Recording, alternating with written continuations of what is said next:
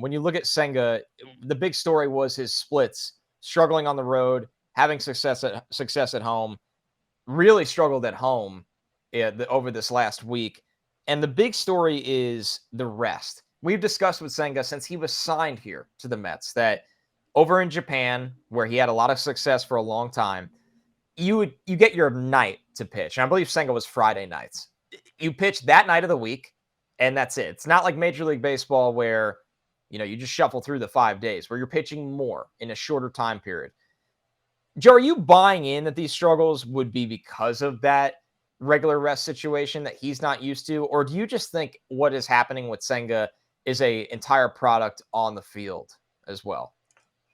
I think it's a big picture discussion. I think you know me, Connor, I'm certainly not someone to draw some big conclusion out of a one start sample size. But like you said, he had started once a week for a decade in Japan. He now moved to a new country, a new league, a different mound, because the slope of the mound is different in Japan than it is here, a different baseball. It's kind of important.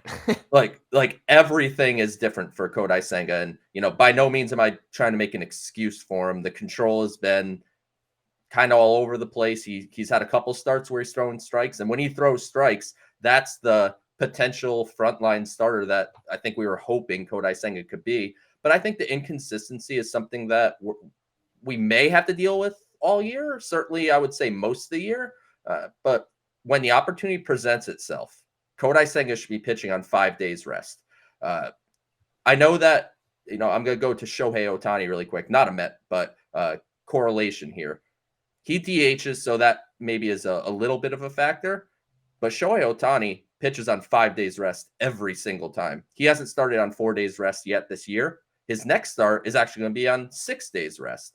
So I think you see this more, that teams are understanding the transition from Japan to America better, and they're not trying to pigeonhole a Japanese player into just purely the American style 5-man rotation you get 4 days in between starts.